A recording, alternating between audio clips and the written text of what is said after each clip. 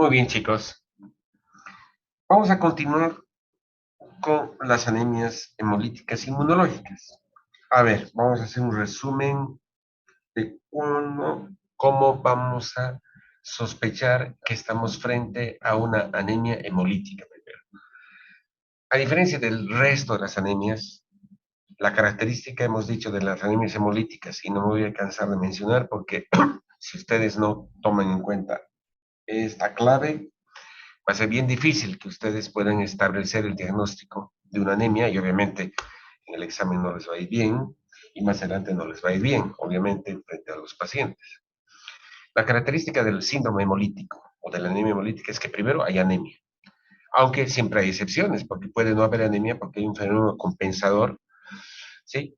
A través de la producción de reticulocitos en la médula ósea. Muchas veces no hay anemia aún, sin embargo hay ictericia con bilirrubina indirecta aumentada y reticulocitos aumentados. Obviamente es lo menos frecuente, pero paras las orejas. Si ves a un paciente que tiene ictericia, le pides bilirrubinas, la bilirrubina indirecta está aumentada, ¿sí?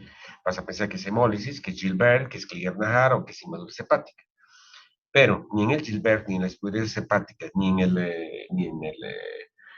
Krieger-Narr existe aumento de reticulocitos, ¿verdad? Aunado a esto, si hay, uno, anemia normocítica normocrómica, dos, reticulocitos aumentados, tres, bilirrubina indirecta aumentada, más deshidrogenasa láctica aumentada, más en la sangre periférica, macrocitosis, vasofilia difusa, e inclusive la presencia de eritroblastos en sangre periférica, no hay duda, estamos frente a una anemia hemolítica. Hacemos la historia clínica. Si la anemia hemolítica tiene historia familiar o es una hemólisis que se presenta repetidamente desde el nacimiento y hay una historia familiar, por lo menos de ictericia y de anemia, paramos las orejas y decimos, parece ser una anemia hemolítica de tipo hereditario.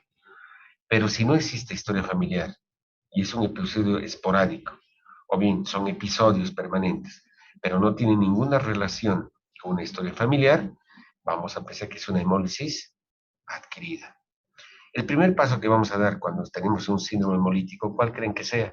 Lo primero que vamos a pedir, una prueba de Coombs, porque la prueba de Coombs, que es la determinación de anticuerpos asociados a la membrana, pegados a la membrana, permite fácilmente discriminar si estamos frente a una anemia hemolítica inmunológica adquirida o frente a una anemia hemolítica adquirida no inmunológica o una anemia hemolítica hereditaria congénita, así de simple. Si tenemos anemia hemolítica, es decir, síndrome hemolítico, y la prueba de Coombs es negativa, nos olvidamos de las anemias hemolíticas inmunes adquiridas y nos centramos o es hereditaria o es una anemia hemolítica adquirida no inmunológica, ¿verdad? Si tienes historia familiar, tienes las adquiridas y ahí piensas en tres cosas: membranopatías, hemoglobinopatías o enzimopatías. Pero si la prueba de Coombs es positiva, estamos frente a una anemia hemolítica adquirida inmunológica. Prueba de Coombs directa positiva y prueba de Coombs indirecta positiva detecta anticuerpos pegados a la membrana, la directa, y anticuerpos circulantes, ¿sí?, en el plasma de un paciente que tiene anemia hemolítica. Por lo tanto, ahí no hay duda, tenemos que buscar las posibilidades por las que se está produciendo esa hemólisis inmunológica. Y pensamos en tres posibilidades. Uno, anemia hemolítica autoinmune. Dos, anemia hemolítica aloinmune o isoinmune. Y tres, anemia hemolítica inducida por medicamentos o drogas. ¿Sí? De las tres anemias hemolíticas inmunológicas, ¿cuál creen que es la más frecuente? La anemia hemolítica autoinmune. Y la anemia hemolítica autoinmune hemos dicho anticuerpos fríos, anticuerpos calientes y anticuerpos de doble fase térmica. Si es una anemia hemolítica que se está presentando en cualquier paciente y sabemos que tiene hemólisis, y es un paciente que viene a la temperatura corporal normal, vamos a pensar que es una anemia hemolítica autoinmune por anticuerpos calientes. Y lo primero que razonamos, es poco frecuente que sea de tipo idiopático. Generalmente debe haber alguna entidad subyacente, o una enfermedad autoinmune sistémica, o un proceso linfoproliferativo. ¿Qué es lo que vamos a medir? autoanticuerpos IgG. Si los autoanticuerpos IgG son positivos, no hay duda, es una anemia hemolítica autoinmune por anticuerpos calientes. Ya tenemos el diagnóstico. ¿Cuál es el objetivo? Disminuir la formación de autoanticuerpos de tipo caliente. ¿Con qué? Con inmunosupresores. Si es un paciente que tiene anemia hemolítica autoinmune y los anticuerpos IgG son negativos y tienes positividad para fracción 3 de complemento y tienes niveles altos de IgM, que es una anemia hemolítica autoinmune por anticuerpos fríos. Generalmente rara, pero se produce cuando el rango térmico del individuo ha disminuido por debajo de los 36 grados centígrados. No en todos los casos. ¿Sí? Muchas veces cualquiera de nosotros puede tener autoanticuerpos fríos, pero como nunca nuestra temperatura corporal baja por debajo de 35 grados, nunca vamos a tener hemólisis, entonces no tiene significación clínica. Pero cuando tiene significación clínica y hay anemia hemolítica, vamos a pensar que es idiopática o que es secundaria a infecciones, generalmente virales, o procesos linfoproliferativos crónicos. Menos frecuentemente tenemos la anemia hemolítica por anticuerpos de doble fase térmica o anticuerpos de Donner-Landsteiner, así se llaman, asociados a sífilis, asociados a micoplasma neumonía o idiopático, generalmente tipo autolimitado, ¿sí? ¿Y qué le pedimos al laboratorio? Por favor, determinados anticuerpos de doble fase térmica y encontramos el anticuerpo de Landsteiner, ¿verdad? Bien fácil. Cuando tenemos una anemia hemolítica inmunológica y no tenemos autoinmunidad, vamos a pensar que es una anemia hemolítica por haloanticuerpos. ¿Qué son los haloanticuerpos? Son los anticuerpos naturales. Todos tenemos haloanticuerpos, todos. Si yo les pregunto, sí, levanten la mano, los que tienen grupo sanguíneo o RH positivo. Los que tienen, sí, grupo sanguíneo o RH positivo, ¿qué haloanticuerpos tienen? Uno, si son del grupo O, tienen haloanticuerpos anti-A y anti-B. O sea, son anticuerpos contra el grupo sanguíneo A y contra el subgrupo sanguíneo B. Pero no le pasa nada, ¿verdad?, al glóbulo rojo, porque el glóbulo rojo es del grupo O, tiene otro sistema antigénico. Y si somos RH positivos, no vamos a tener a los anticuerpos anti-RH, ¿verdad? A menos que nos alosensibilicemos. Y no solamente hay grupo sanguíneo O, grupo sanguíneo A, grupo sanguíneo B, grupo sanguíneo RH, que está compuesto por D mayúscula, D minúscula, E mayúscula, E minúscula, C mayúscula, C minúscula. Sino, por ejemplo, tenemos anticuerpos, ¿sí? Perdón, antígenos, mayúscula y minúscula, MNS, el grupo sanguíneo Duffy, el grupo sanguíneo Kell, el grupo sanguíneo Lewis A, el grupo sanguíneo Lewis B, Duffy A, Duffy B. Entonces son un sinnúmero de proteínas que están en la membrana, pero ninguno de nosotros va a tener aloanticuerpos, ¿verdad? Ni anti-Lewis, ni anti-Kell, ni anti-Kit, ni anti-Duffy, ni anti-I, ni anti-I minúscula, porque tenemos tolerancia inmunológica y obviamente tampoco estamos alosensibilizados. Ahora bien, la principal causa de anemia hemolítica aloinmune es la enfermedad hemolítica del recién nacido.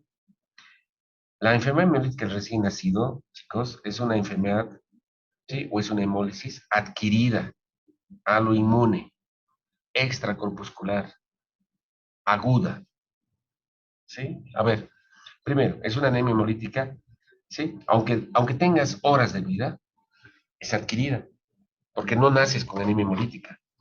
O sea, no heredas la anemia hemolítica, sino que adquieres, ¿por qué? Porque los aloanticuerpos de la mamá han pasado la barrera placentaria y están fijados a la membrana del glóbulo rojo y se está produciendo una hemólisis extravascular, adquirida, aguda, ¿sí? Y aloinmune, porque son anticuerpos que están pegados a la membrana, por eso la prueba de Cummings es positiva, porque son aloanticuerpos, ¿sí? Y es generalmente extracorpuscular porque se produce la hemólisis a nivel del sistema reticuloendotelial del vaso.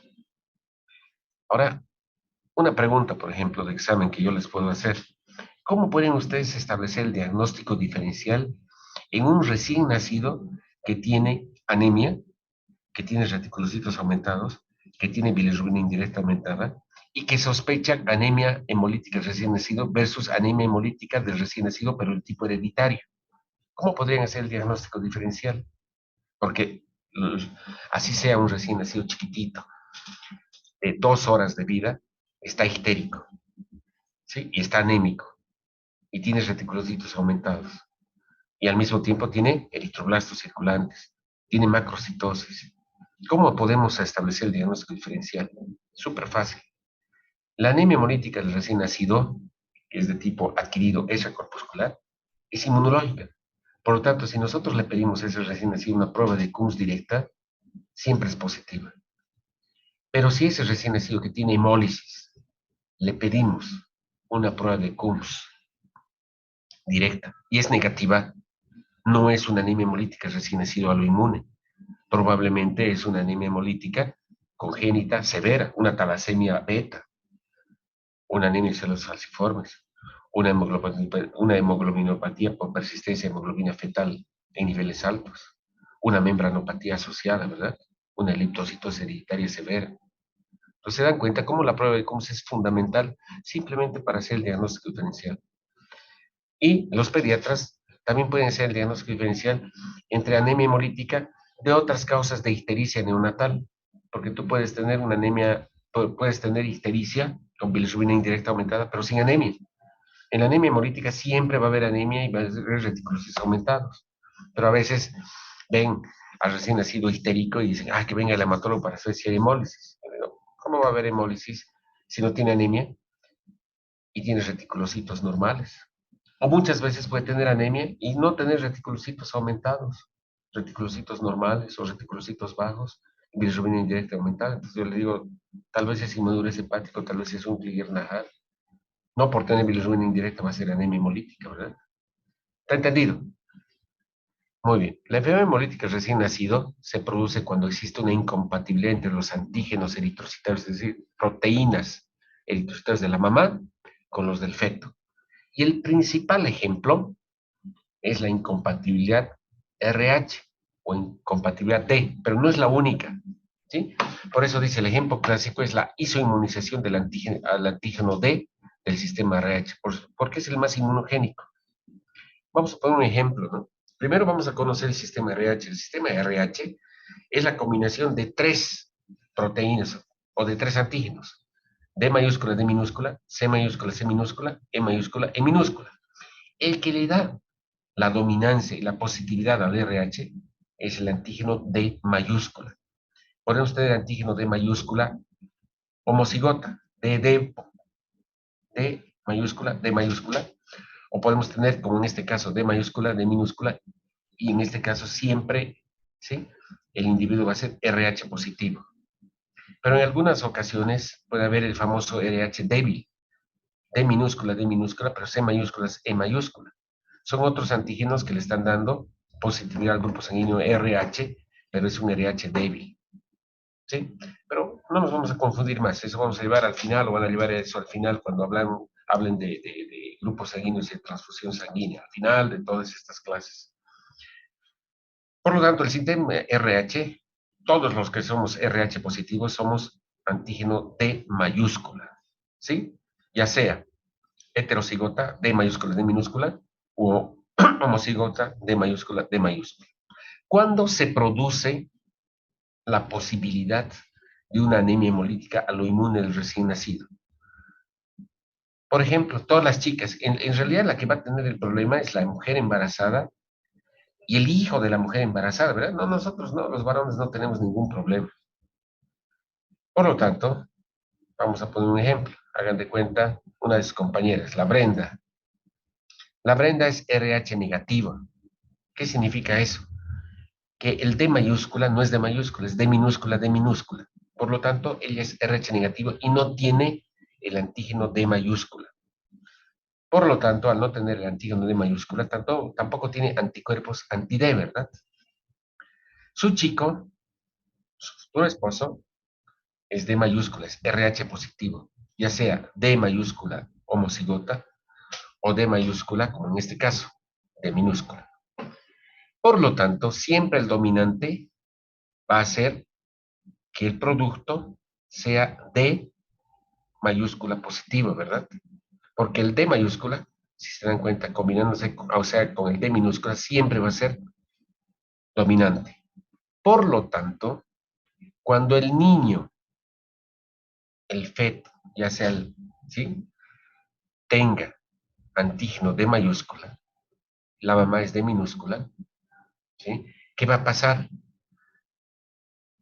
Estos glóbulos rojos del feto, cuando exista una amenaza de aborto o durante el parto, o exista conexión de sangre fetal por ruptura de velocidades coriónicas, y basta que un poquito de los glóbulos rojos del recién nacido D mayúscula entre en contacto con, con la sangre materna, el sistema de clonas de linfocitos B va a decir, oye, aquí hay un intruso, son glóbulos rojos diferentes al de nosotros.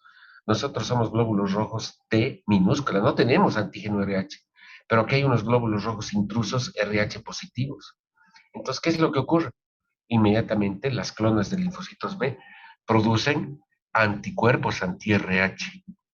Y esos anticuerpos anti-RH no le van a pasar nada, no van a ir dirigidos contra el RH negativo de los glóbulos rojos de la mano. ¿Por qué? Apaguen los micrófonos. ¿Por qué? Porque obviamente los glóbulos rojos no tienen antígeno D y aunque formes anticuerpos anti-RH o anti-D mayúscula, no se produce hemolis en la mamá. El feto ya ha nacido y no le pasa nada. Pero si no ha nacido todavía y ha habido una amenaza de aborto, y se ha alosensibilizado la mamá, miren, la mamá está formando anticuerpos anti-RH. Esos anticuerpos anti-RH atravesan la barrera placentaria y van a ir a formar complejos inmunes con los glóbulos rojos RH positivos. Y al formar complejos inmunes y opsonizar la membrana, el sistema reticuloendotelial del chiquito, del feto, va a producir una anemia hemolítica. Aloinmune, no autoinmune, porque el feto no está produciendo autoanticuerpos, está recibiendo aloanticuerpos de la mamá. ¿Está entendido? Ese es el principio básico de la anemia hemolítica aloinmune. Pero no solamente se produce, chicos, con el grupo sanguíneo RH, sino cualquier antígeno, miren, cualquier proteína del grupo sanguíneo ausente en la mamá, pero presente en el feto, puede inducir la formación de aloanticuerpos que causen hemólisis neonatal. Muchas veces decimos, pero si el niño es RH positivo y la mamá es RH positivo, ¿y por qué el niño va a tener, sí, anemia hemolítica? Se olvidan que no solamente es el RH, sino también puede haber incompatibilidad ABO, donde no necesariamente a la sensibilización. Ustedes que van a ser mamás y que son o RH positivo o RH positivo, pueden tener niños RH positivos, pero ¿qué tal si heredan el antígeno A del papá? O la mamá es OA y el papá es AA. Entonces, quiere decir que probablemente los glóbulos rojos van a ser del grupo sanguíneo A. No necesitas alosensibilizar. En algún momento puede haber ruptura o paso de los anticuerpos anti-A de la mamá que van a pasar al feto y van a opsonizar y van a producir como si fuese una transfusión sanguínea, ¿se dan cuenta? Los glóbulos rojos, ¿sí? Del feto, que son A positivos, tienen antígeno A, van a ser opsonizados por esos anticuerpos anti-A que pasan de la mamá y se produce una enfermedad recién nacido por la incompatibilidad ABO, sin que necesariamente la mamá se alosensibilice. Es menos frecuente, pero en algunas ocasiones, sí, durante las primeras 24 horas hay una ictericia neonatal y una discreta anemia con CUMS positivo, y uno se rasca la cabeza y dice, ¿por qué el CUMS es positivo? Porque resulta, ¿sí? Y dicen, ah, pues la mamá es O, RH positivo, y el niño es A o B, RH positivo. Si la mamá es O positivo, tiene anti-A y anti-B. Y si el feto es A o el feto es B, es obvio.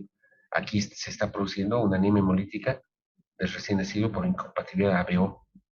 Obviamente eso es posible y afortunadamente no es tan severo y es transitorio hasta que el sistema retículo endotelial, ¿sí? Del niño fagocite todos los glóbulos rojos que tienen opsonizados, ¿sí? Los antígenos, el antígeno A con los anticuerpos anti-A. Y como ya está separado de la mamá, pues ya no va a pasar nada, se agotan los anticuerpos anti-A y la medullosa produce glóbulos rojos A positivos, pero y no pasa nada. Pero hay situaciones donde puede haber isosensibilización por anticuerpos irregulares de grupos sanguíneos Lewis A, Lewis B, DAFI A, DAFI B. ¿Cómo ocurre eso, por ejemplo?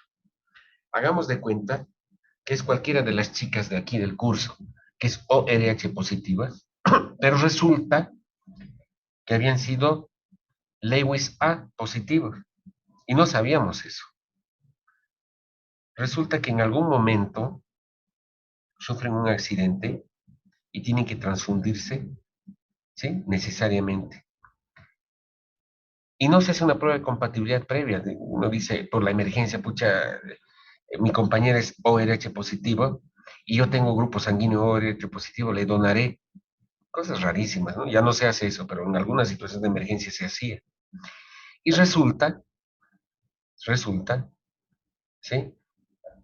Que la mamá era Lewis A positiva. Y resulta que el donador, ¿sí? Era Lewis A, ¿sí? Digo, Lewis B. Y por lo tanto, su sistema antigénico, ¿sí? Es Lewis B y no pasa nada.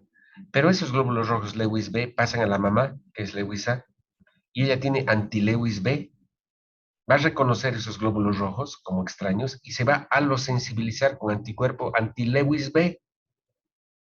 Más adelante, por mala pata, no sabemos, por ley mendeliana, resulta que su chico había sido Lewis B y su bebé es RH positivo, ORH, también ORH, pero es Lewis B y ella estaba alosensibilizada con anticuerpos anti-Lewis y se va a pasar anticuerpo anti-Lewis y se va a producir una anemia hemolítica del recién nacido por alosensibilización. ¿Me entienden? Entonces, no solamente es anemia hemolítica del recién nacido por, obviamente lo más frecuente, por anti-RH, es decir, anti-D, sino incompatibilidad ABO o incompatibilidad por alosensibilización o isosensibilización por anticuerpos irregulares contra estos grupos sanguíneos. Ojo, y aquí viene una reflexión, o sea, una llamada de atención. La mamá alosensibilizada puede tener CUMS indirecto positivo, sin que eso signifique que tenga anemia hemolítica. Es obvio. Bien, o sea, ¿por qué? Porque si la mamá se alosensibiliza con aloanticuerpos anti-RH, y yo detecto por CUMS indirecto anticuerpos circulantes, la mamá va a ser seguramente CUMS indirecto positivo sin que exista, obviamente, hemólisis. Pero el feto que tiene anemia hemolítica recién nacido va a tener CUMS directo positivo y CUMS indirecto positivo, ¿verdad? Por eso, en las mujeres RH negativas cuando se embarazan, fuera de hacer el control prenatal, ¿qué es lo que le hacen? Niveles de CUMS indirecto permanentemente, cada mes. Si ven que el CUMS indirecto se ha positivizado, ojo, han debido pasar glóbulos rojos del feto a la mamá y ella está empezando a los sensibilizarse y positivizar el CUMS indirecto. Y esos anticuerpos más adelante van a volver a pasar al feto y pueden producir una anemia hemolítica de diferente gravedad. ¿Está entendido? Muy bien. Como les he mencionado, la mujer puede entrar en contacto por primera vez con antígeno por una transfusión previa o por un embarazo. Y cuando hay contacto, por ejemplo, de sangre fetal con sangre materna de diferentes grupos sanguíneos, por hemorragias, toxemia, versión, cesáreas, remoción manual de la placenta, la amniocentesis o un aborto previo. Cuando se produzca un segundo contacto con el antígeno, habitualmente en el segundo embarazo, ya los anticuerpos de clase IgG que se han formado y que han alosensibilizado a la mamá, sobre todo los de tipo IG3 e IG1, van a pasar la placenta y se van a fijar y opsonizar los glóbulos rojos del feto, portadores del antígeno correspondiente, produciendo obviamente la hemólisis, ¿verdad? Y en el recién nacido se produce una anemia hemolítica, ¿sí? De tipo aloinmune. Esto es lo que ocurre y esta diapositiva es la más importante. Mamá RHD negativa, es decir, RH negativa, embarazada en su primer embarazo. el feto es RH positivo, se produce una amenaza de aborto, o se produce un primer parto, o se produce cesárea. En ese proceso, escasos glóbulos rojos del feto van a pasar a la mamá, y la mamá va a detectar esto, y las clonas de la mamá de linfocitos B van a producir anticuerpos anti-RH. ¿En qué tiempo? 72 horas después de entrar en contacto. Entonces tenemos 72 horas para evitar que ocurra esto una vez que nazca el niño. Pero si no nos damos cuenta, en un segundo embarazo, cuando la mamá ha quedado alosensibilizada y ya tiene anticuerpos anti-RH, estos anticuerpos anti-RH van a atravesar la barrera placentaria, siendo la mamá T negativa, pero teniendo ya sensibilización anti-RH, y van a pasar al feto, que tiene RH positivo, y se va a producir una anemia hemolítica aloinmune. ¿Sí? Eso está bien, bien claro. La intensa anemia que se produce en el recién nacido provoca insuficiencia cardíaca, muchas veces con anasarca e hipoproteinemia, y se llama hidropesía fetal. Y en algunos casos, muerte intrauterina, o sea, va a depender mucho de los niveles, ¿sí? O los títulos de autoanticuerpos. Generalmente eso en segundo o tercer embarazo, si no hemos tenido el cuidado de evitar que la mamá se lo sensibilice. Por otra parte, la bilirrubina que procede de la destrucción de la hemoglobina se libera en el líquido amniótico y puede ser eliminada por el hígado de la mamá. Pero cuando el hígado, digo, cuando el recién nacido nace, esos niveles de bilirrubina indirecta no son suficientemente conjugadas porque el hígado del recién nacido todavía es inmaduro y se puede precipitar en, en los núcleos basales y se produce carníceros con muerte del recién nacido. ¿Cómo podemos saber si la mamá está produciendo? Ya está lo sensibilizada, no hay de otra, o sea, no hemos tenido el cuidado y la mamá tiene un segundo embarazo y está lo sensibilizada. Queremos saber si el niño no va a tener hidropesía fetal. Entonces el obstetra, el ginecólogo obstetra, tiene que hacer amniocentesis permanentemente durante el embarazo para que medir en el líquido amniótico los niveles de bilirrubina indirecta que se están produciendo. Si los niveles de bilirrubina indirecta están aumentando en la mamá, es peligroso. Entonces, ¿qué se tiene que hacer? Una transfusión intrauterina. Si la afección no es tan grave y el feto llega a nacer, la bilirrubina ya no puede ser metabolizada por la mamá y se produce, como le digo, ¿sí? Ictericia. Por eso se llama eritroblastosis. ¿Por qué? Porque en la sangre del niño va a haber eritroblastos, porque es un fenómeno compensador a la anemia hemolítica. Pero cuando la bilirrubina indirecta sobrepasa ciertos valores, se fija en núcleos cerebrales y produce un cuadro que se llama carníceros, con muerte del recién nacido. Por eso tenemos que evitar. Los neonatólogos, cuando descubren esto, tienen que hacer, ¿sí?, ciertas maniobras. Una de las maniobras es la exsanguinotransfusión, sacar la sangre del feto con anticuerpos y reemplazarla por grupo sanguíneo de la, ¿sí?, RH negativo, evitando de que haya una crisis hemolítica. Esto es lo que ocurre, miren, hidropesía fetal, insuficiencia cardíaca con una anemia hemolítica. ¿Cómo establecemos el diagnóstico de alosensibilización de la mamá? Mediante la prueba de CUMS indirecta en la mamá. El diagnóstico de sensibilización o alosensibilización se puede efectuar ante el nacimiento mediante la detección de anticuerpos en el suero. Si cualquiera de ustedes, chicas, es RH negativo y se embaraza, hagan pues prueba de CUMS indirecta. Siempre, hasta el nacimiento, su bebé tiene que tener CUMS indirecto negativo. Pero si cercano al nacimiento empieza a positivizarse, ojo, quiere decir que hay glóbulos rojos que están pasando al feto y eso está positivizando el CUMS y se están alosensibilizando. En su siguiente embarazo va a ser grave. ¿Por qué? Porque el recién nacido va a tener hidropesía fetal. Si no ocurre eso y la mamá es CUMS indirecto negativo siempre y es RH negativo, siempre toda mamá RH negativo al momento de nacer, ¿qué se tiene que hacer? Grupo sanguíneo al feto, grupo sanguíneo a la mamá y sobre todo prueba de CUMS directo sobre los hematíes del recién nacido. O sea, al recién nacido lo primero, le ponen vitamina K y le toman una muestrita, aunque sea de cordón umbilical, y el prueba, hace una prueba de CUMS directa. Si la prueba de CUMS directa es negativa, no va a haber anemia hemolítica. Y peor, si el grupo sanguíneo del niño es RH negativo, bingo. ¿Por qué? Porque no va a pasar nada. Pero si el grupo sanguíneo es positivo y la prueba de CUMS directo e indirecto es positiva, eso significa que hay anemia hemolítica recién nacida. Va a depender mucho de los títulos. ¿Sí? Por eso es importante hacer las pruebas de CUMS en la mamá, indirecta en la mamá, y la directa en ella. Y esto es lo que les he dicho, ¿no? La prueba de CUMS directa positiva, detección de glóbulos rojos, ¿sí? Pegados a la membrana del glóbulo rojo. ¿Es posible prevenir la enfermedad hemolítica recién nacido? Obvio. Si la mamá es RH positivo y el niño, perdón, la mamá es RH negativo y el niño es RH positivo en un primer embarazo, después, ¿sí?, de efectuada la cesárea o el parto y de haber realizado las pruebas de Coombs directa e indirecta, tenemos nosotros que evitar que la mamá se alosensibilice.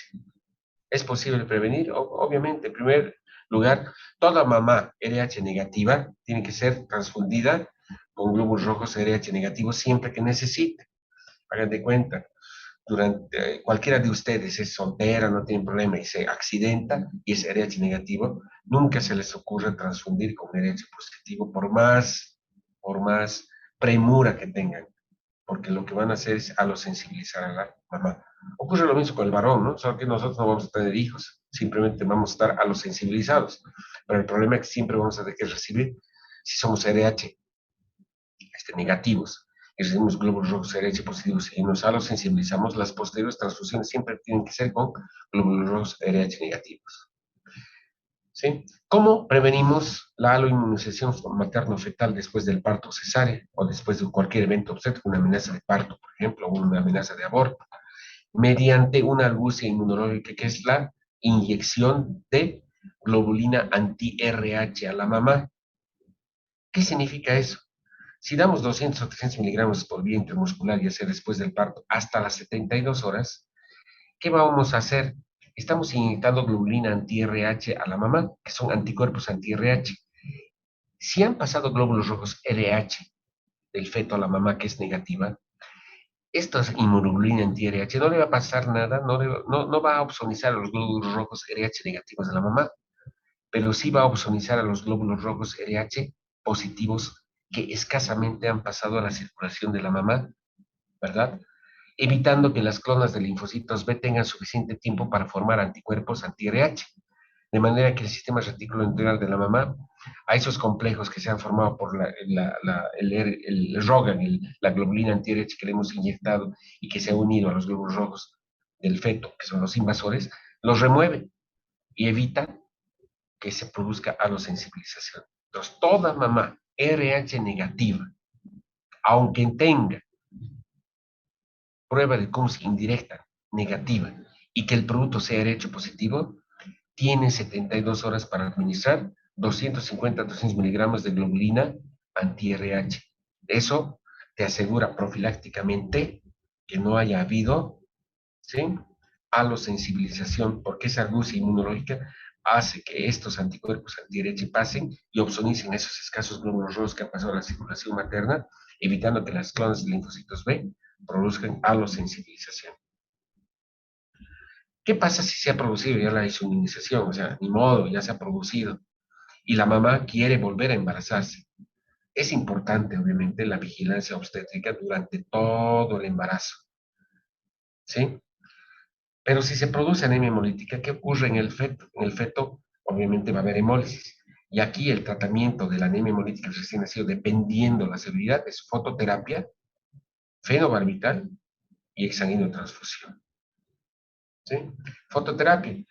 Resulta que la fototerapia en el recién nacido que tiene anemia hemolítica lo inmune hace que la bilirrubina indirecta se hidrosolubilice por acción de las luz ultravioleta y pueda ser eliminada por el riñón. Eso en situaciones leves a moderadas. El fenobarbital es un barbitúrico, ¿verdad?, que hace que el hígado o el sistema microsómico hepático madure rápidamente y haya mayor cantidad de glucoronil transferasa, produciendo mayor conjugación de bilirrubina indirecta en el hígado del feto y pueda extraerse y pueda eliminarse bilirrubina indirecta. Pero cuando la anemia hemolítica es severa, la única forma es la exsanguinotransfusión, es decir, sacar la sangre o los glóbulos rojos que están opsonizados y reemplazarlos por glóbulos rojos RH negativos temporalmente en el feto para que los anticuerpos anti-RH no opsonicen los glóbulos rojos y no se produzca anemia hemolítica. Hasta que ya la médula ósea del feto produzca glóbulos rojos RH positivos y estemos libres de anticuerpos anti-RH porque ya no se van a producir anticuerpos anti-RH porque ya has nacido y la mamá ya no va a pasar glóbulos rojos, digo, anticuerpos anti-RH. ¿Sí? En las mamás que son halosensibilizadas, que tienen títulos altos de anticuerpos anti-RH, puede hacerse plasmaféresis durante el embarazo, es decir, extraer repetidamente, ¿sí?, plasma de la mamá que tiene anticuerpos anti-RH, permitiendo, mediante amniocentesis y controles permanentes, que el niño vaya desarrollando y no llegue a hidropesía fetal. En algunos casos, si empieza a producirse anemia hemolítica recién nacido, se puede hacer exsanguíneo transfusión, pero intrauterina. Canulas la vena umbilical y tienes que transfundir al feto con glóbulos rojos RH negativos. El tratamiento básico en la anemia hemolítica del recién nacido severa es la exsanguíneo transfusión. Eso van a llevar en pediatría. La exsanguíneo transfusión es el reemplazo, como les he dicho, de glóbulos rojos, ¿sí?, de un grupo sanguíneo, en este caso RH positivos, por glóbulos rojos RH negativos temporalmente. Se extrae toda la sangre RH positivo del niño y se transfunde glóbulos rojos RH negativos temporalmente para que no se produzca una anemia hemolítica recién nacido hasta que se elimine completamente y se negativice la prueba de Coombs directa. Muy bien. Entonces está entendido que es la anemia hemolítica por haloanticuerpos, no solamente por anticuerpos anti-RH, sino por anticuerpos por anticuerpos del sistema ABO o por anticuerpos irregulares, que normalmente no tenemos, pero se produce cuando otro sistema antigénico del glóbulo rojo ha penetrado, ¿sí?, ya lo sensibilizado a la mamá. Muy bien. Bueno, ¿está entendido? ¿Tienen preguntas?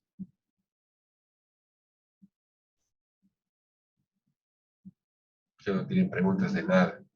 Ojalá hayan entendido.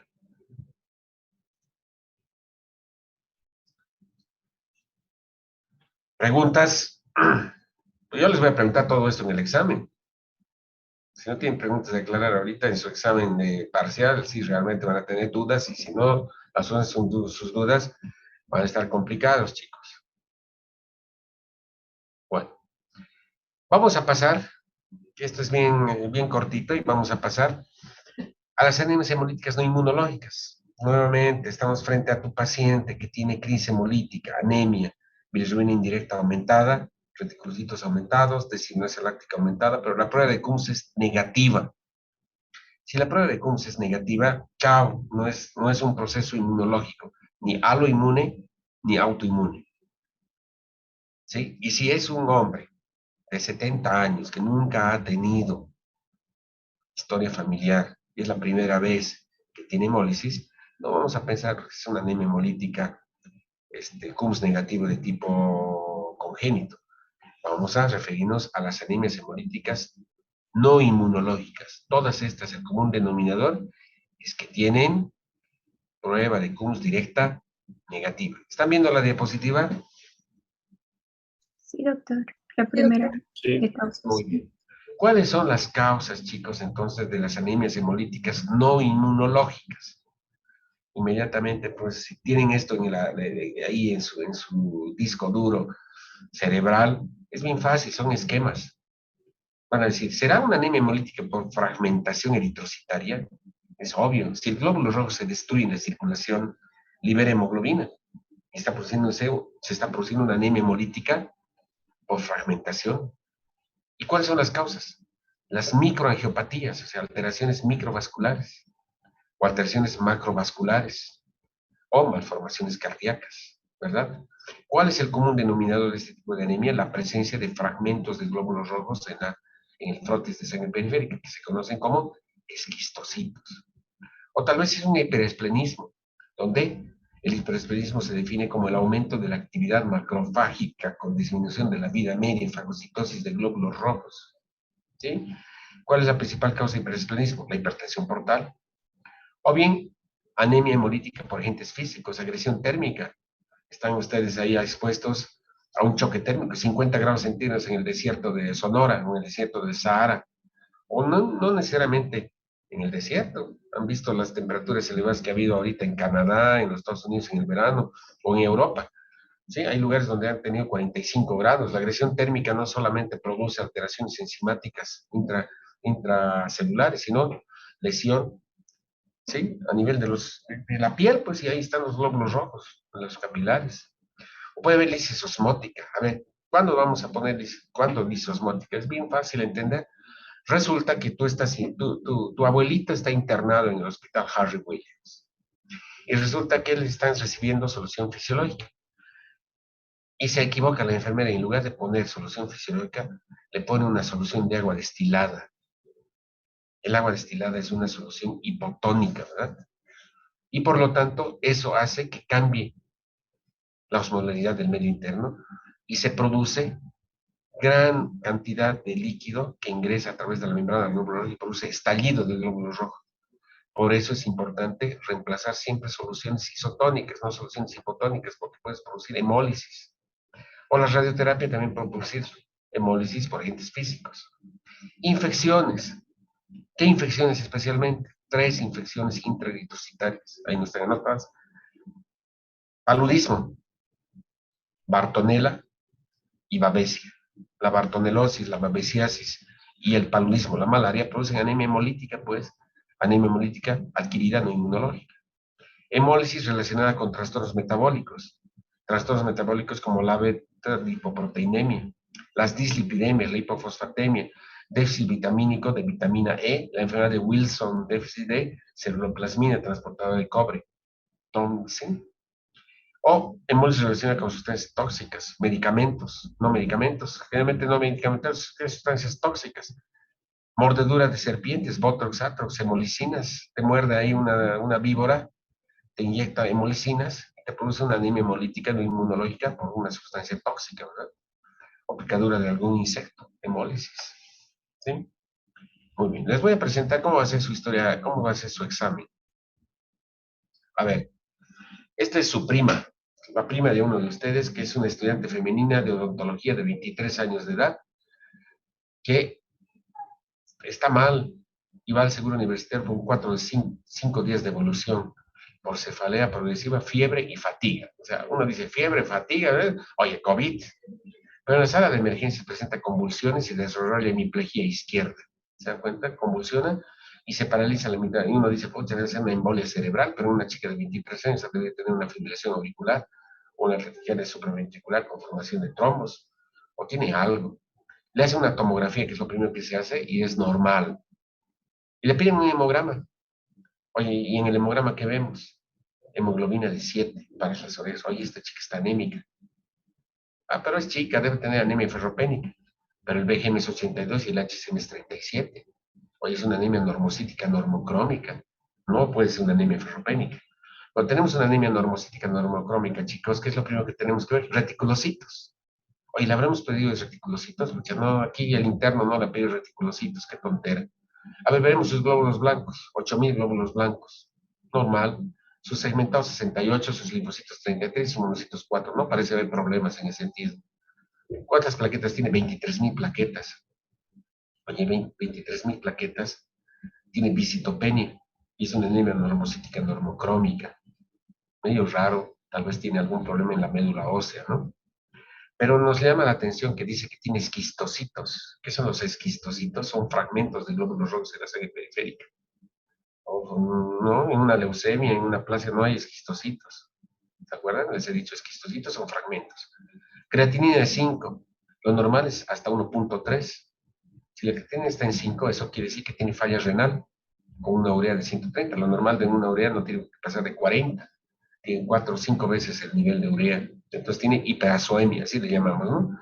Tiene una deshidrogenasa cerámica de 1200. Lo normal es hasta 200 unidades. Y tiene una bilirruina indirecta de 5 miligramos por decilitro. Y una bilirruina directa normal. Oye, hay cosas que te llaman la atención, ¿no? Bilirruina indirecta aumentada, anemia, normocítica normocrómica. Y la prueba de CUMS directa es negativa. Bueno, prueba de CUMS directa negativa, eso quiere decir que no hay anticuerpos. En el examen físico, Glasgow 7 y tiene ictericia. O sea, tiene ictericia con anemia, con trombocitopenia, con esquistocitos. Pucha, ¿qué vale será el diagnóstico? Anemia hemolítica. Sí, pero vamos a ver, pues.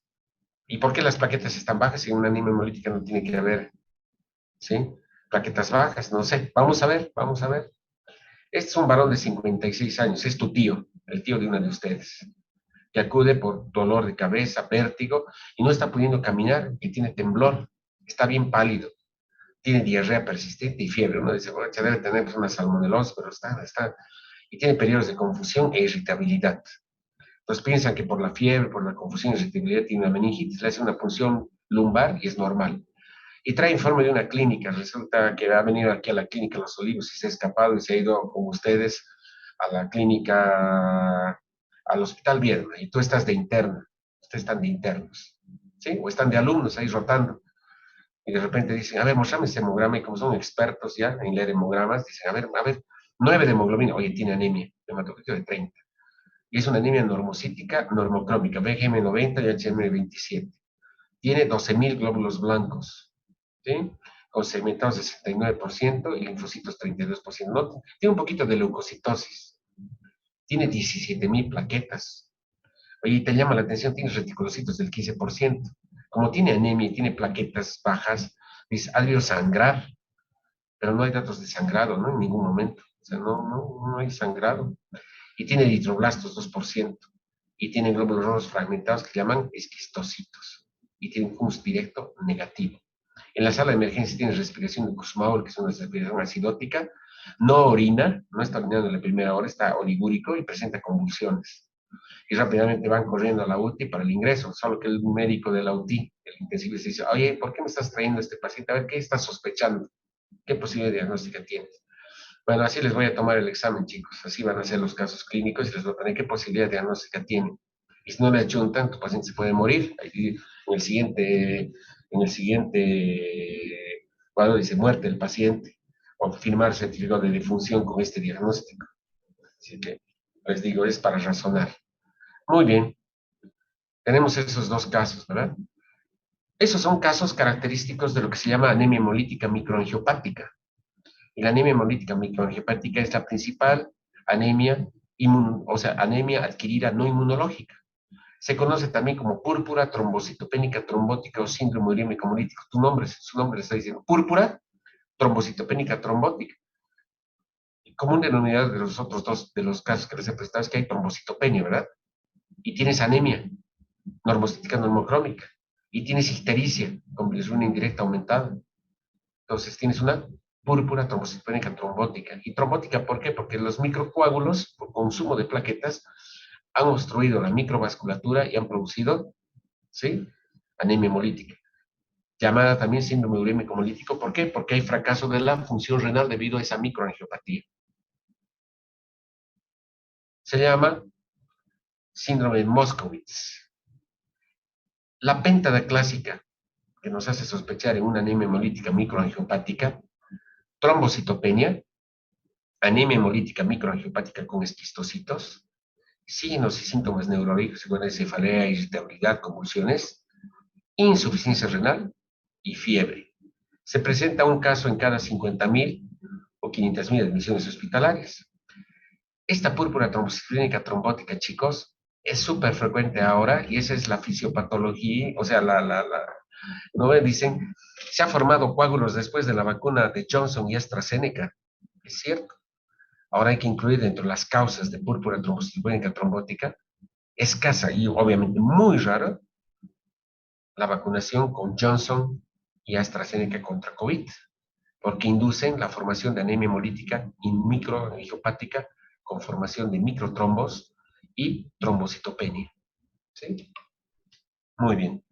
Y esta es la presentación clásica, en 80-96% trombocitopenia. Es una anemia hemolítica no inmunológica, por eso el CUMS es negativo. Y lo característico es esquistocitos en encendido de sangre periférica. En el 100% de los casos tiene que haber eso. Insuficiencia renal, síntomas neurológicos y fiebre. Estos son los esquistocitos. Miren, glóbulos rojos fragmentados. Estos son los glóbulos rojos fragmentados. O células en casco también se llaman. ¿Cuáles son las presentaciones clínicas? Puede presentarse en la infancia. Resulta que puede desarrollarse después de una infección por Escherichia coli con la cepa O157H o por la toxina Shiga de la shigelosis. Se ha visto, por ejemplo, episodios epidémicos de síndrome urémico hemolítico, que es una anemia hemolítica microangiopática, después de comer hamburguesas. La McDonald's ha perdido un montonal de dinero porque hace un par de años, si ustedes investigan, han hecho una demanda millonaria, porque resulta que la gente que había comido hamburguesas contaminadas con Escherichia coli, con esa cepa, desarrollar un síndrome urémico hemolítico. Cuando se presenta en el adulto, puede ser idiopática o otras condiciones, como colitis hemorrágica, de la misma manera. En el embarazo, la toxemia del embarazo puede inducir este tipo de posibilidad. O bien de percibir a drogas, quinidina, ticlopidina, clopidogrel. Después del trasplante halogénico puede desarrollarse esto o enfermedades autoinmunes. Si no se sabe la causa, ya vamos a ver por qué. Clínicamente, y la mayor parte de las veces es aguda y esporádica. En algunos casos crónica y recidivante, congénita, porque hay una inhibición de una proteína que se llama ADAMS13. Ahorita vamos a ver en qué consiste esto. ¿Por qué se produce la anemia hemolítica microangiopática? A ver, resulta que se ha descubierto que existen multímeros de alto peso molecular del factor de von Willebrand circulante. El factor de von Willebrand se sintetiza en el endotelio juntamente con el factor 8. Y el factor de von Willebrand, cuando se expresa, es el principal factor que produce o induce, ¿sí?, que la plaqueta se adhiera al endotelio dañado. Y al adherirse la plaqueta desencadena la formación de un trombo plaquetario. Y sobre el trombo plaquetario se produce formación de fibrina. Por lo tanto, se ha visto que existe gran cantidad de factor de von Willebrand en estos casos. Y se ha visto que este factor de von Willebrand que está circulando en gran cantidad se debe a que no hay una depolimerasa plasmática. La depolimerasa es la que limpia estos polímeros de alto peso molecular del factor de von Willebrand. Por lo tanto, al haber grandes cantidades de multímeros del factor de von Willebrand, se produce agregación plaquetaria en vivo. Y eso produce, ¿sí?, microangiopatía con depósito de microtrombos en la circulación. En los pacientes con púrpura trombocitopénica trombótica o síndrome urémico hemolítico se encontró un anticuerpo inhibidor de esa enzima, de la enzima de polimerasa. Esa enzima deficiente se llama ADAMS13. ¿Sí? ¿Qué es la ADAMS13? La ADAMS13 es una depolimerasa, es como una tijera que va a recortar y va a eliminar al factor de von Willebrand.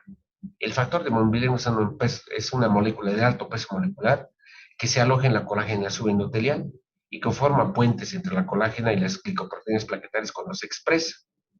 ¿Sí? La ausencia produce hemorragia.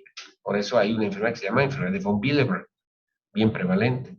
Pero cuando hay gran cantidad de factor de von Willebrand, más bien se produce un fenómeno trombótico microvascular. ¿Sí? Es sintetizado por el endotelio juntamente con el factor 8. Y en la circulación es fragmentada y depolimerizada por la ADAMS13.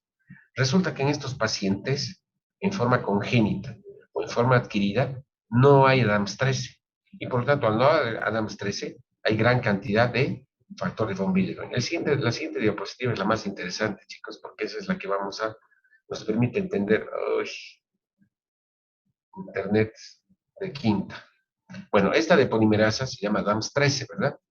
Disintegrating like a metal proteasa with thrombospondin tipo 1, repeats, así se llama. Bueno, ADAMS3 es un acróstico de esta proteína desintegrasa, que es la que va a eliminar el factor de von Willebrand. Tiene una vida media de 2 a 3 días y es muy estable y se sintetiza en el hígado.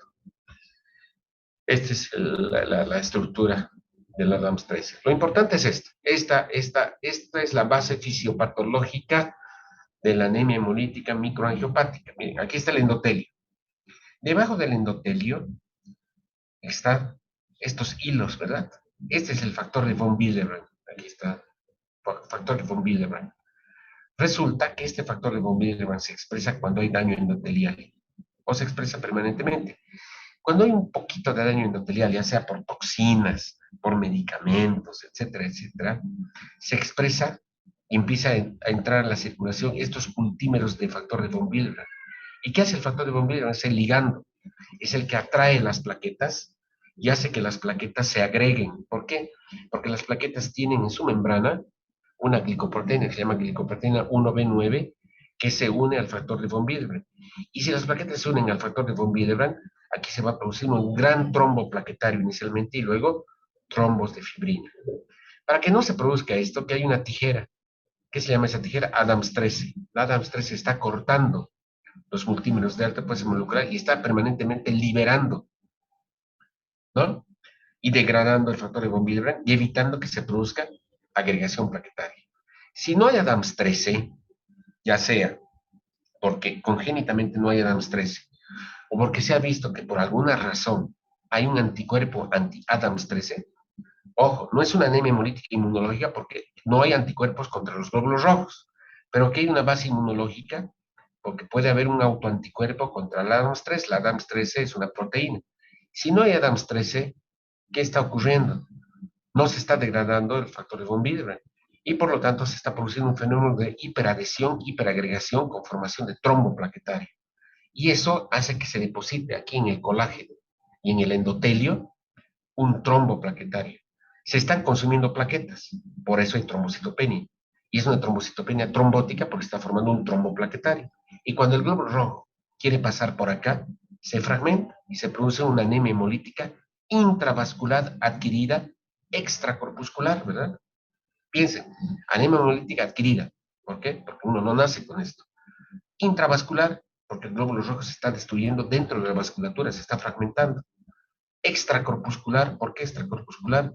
Porque el defecto no está en el glóbulo rojo, está fuera del glóbulo rojo. Hay un bloqueo ahí, tú estás tratando de pasar y estás dañando.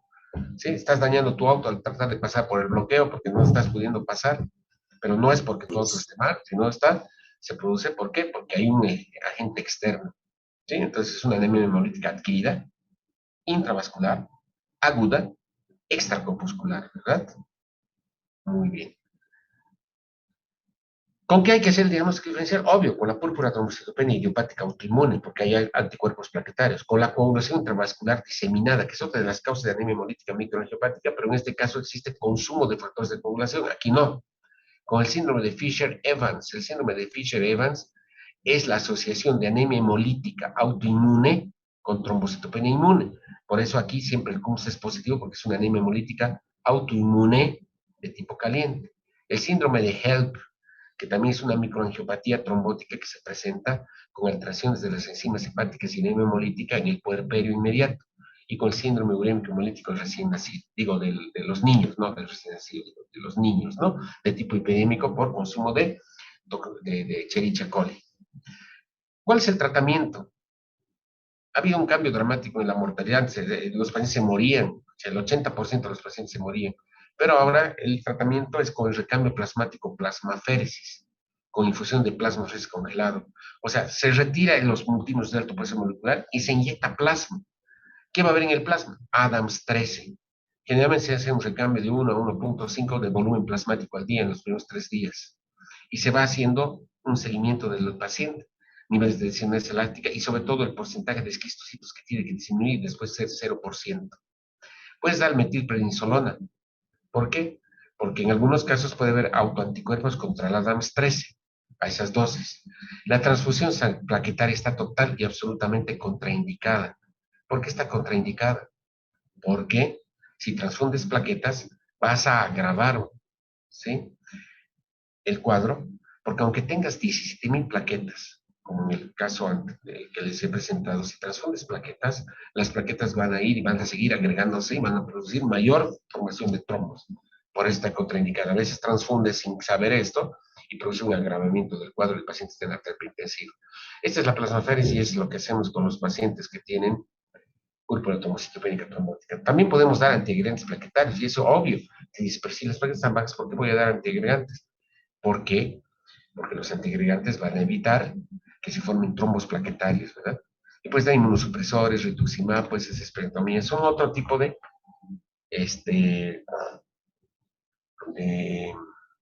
tratamientos. ¿Sí? Muy bien, chicos. Entonces, con esto hemos terminado y hemos abarcado todo el espectro de lo que es el síndrome hemolítico o anemia hemolítica. Mañana, ¿sí?, justo una hora de clase, vamos a avanzar seguramente ya, vamos a hablar sobre aplasia medular y anemia plástica y todas las consideraciones sobre la pancitopenia. Preguntas, tienen 2 minutos para preguntas. Entonces, a ver, miren, aquí está el cuadro clínico de su compañera, de su prima. A ver, veremos. Estudiante femenina de odontología de 23 años, llevar al segundo universitario, 5 días de evolución con cefalea, fiebre, fatiga. Hasta aquí todo. En la sala de emergencia presenta convulsiones, desarrollo de miopatía, problema neurológico, tomografía normal, pero ya el hemograma, ¿no? Si ustedes leen un hemograma se van a orientar anemia normocítica normocrómica, trombocitopenia, esquistocitos, falla renal ictericia con bilirrubina indirecta, CUMS negativo. Tiene la péntada, ¿no? ¿Cuál es el diagnóstico? Anemia hemolítica microangiopática, tipo púrpura trombocitopénica trombótica. 56 años, con alteraciones neurológicas, PL normal, hemograma, anemia, normocítica normocrómica, con trombocitopenia, reticulocitos aumentados y eritroblastos, CUMS indirecto negativo. Aquí no te dice que tiene ictericia, pero no orina, está en anuria. ¿Qué puede ser? O ha sangrado o hemolizado, ¿verdad? O ha sangrado o hemolizado. Entonces, piden bilirrubina indirecta según está aumentada. ¿Pero qué es lo que les llama la atención? Glóbulos rojos fragmentados. Si hay glóbulos rojos fragmentados, anemia hemolítica microangiopática. ¿Cuál es el tratamiento? Plasmaféresis, principalmente, y recambio plasmático con infusión de plasma descongelado, antiagregantes plaquetarios, ¿sí? Metilprednisolona, pueden dar en algunos inmunosupresores. Muy bien. Doctor, una pregunta. De los tres criterios de la anemia hemolítica, no es necesario que tengamos los tres. Con dos ya se puede realizar el diagnóstico, ¿verdad, doctor? ¿Pero cuáles serían? ¿Cuáles serían los dos principales? Eh, eh, la anemia y la reticulocitosis. No, no necesariamente. Puede ser, pero la anemia y la reticulocitosis puede presentarse por hemorragia aguda y no es anemia hemolítica. ¿Te has dado cuenta? Sí, es correcto, doctor. Claro. Agarras y tu chico te ha traicionado y vas, te cortas las venas y llegas al seguro universitario con 7 de hemoglobina y tu médula ósea es sanita. Entonces te hacemos un hemograma y tienes una anemia normocítica normocrómica que tiene 5% reticulocitos. No es anemia hemolítica, es anemia por hemorragia aguda. Entonces, no cumples el criterio de hemólisis. ¿Cuál sería ¿Cuáles serían los dos criterios, chicos? Pregunta de examen. A ver, ¿quién se La atreve? reticulocitosis y la bilirrubina indirecta, doctor. Obvio, estás con la nariz tapada. Obvio. En la, en la hemorragia siempre va a haber anemia, pero en la hemólisis puede no haber anemia, porque la reticulocitosis está compensando, eso es cierto, está compensando la anemia. Pero la bilirrubina indirecta procede de algún lugar, ¿verdad? ¿Cuáles son las causas de bilirrubina indirecta? Hemólisis, Gilbert, inmadurez hepática y Klinger-Nahar. A la edad que tienes, no vas a tener pues Gilbert, no vas a tener Klinger-Nahar ni inmadurez hepática. O es Gilbert o es hemólisis. En el Gilbert, ¿sí? No vas a tener reticulocitos aumentados, pero en la hemólisis sí vas a tener reticulocitos aumentados. Entonces, puedes no tener anemia y sin embargo tener reticulocitos aumentados y bilirrubina indirecta aumentada. Entonces, si tienes bilirrubina indirecta aumentada y reticulocitos aumentados, aunque no hay anemia, paras la oreja y dices, oh, debe tener una anemia hemolítica compensada. Obvio, ¿sí? Todavía tienes ácido fólico, estás compensando. Resulta que le pides una prueba de CUMS y la prueba de CUMS es positiva. Ya te dices, oye, es una anemia hemolítica inmunológica. Resulta que debe ser una anemia hemolítica autoinmune con un lupus eritematoso sin que todavía esté con anemia, pero tienes una baja intensidad de hemólisis. O tienes una microesferocitosis hereditaria leve. Todavía no tienes anemia, tienes hiperesplenismo, tienes esplenomegalia. Ahí está produciendo fagocitosis de los glóbulos rojos esferocíticos, pero tienes tu médula ósea normal y estás compensando. Entonces haces el diagnóstico. Y con el diagnóstico es con el CUMS, ¿no? Si el CUMS es positivo, inmunológico. Si el CUMS es negativo, o es adquirida, no inmunológica, o es una anemia congénita. No hay más. ¿Contestada tu pregunta? Sí, doctor, gracias. ¿Quién eres tú? Esmeralda, doctor. Esmeralda. ¿Alguien más que se atreva? Nadie se atreve. Se rinden. Contesten, pues nadie se rinde. Bueno, chicos, espero que estén aprendiendo. Sé que es complicado. La clase virtual es media complicada si no tienen una base. A ver, los grupos prácticos que yo tengo les he pasado un libro básico de hematología. Es un libro español muy bueno que se llama Hematología de pregrado. Le voy a pasar al representante del grupo, el consejero, no sé si asiste a clase el consejero.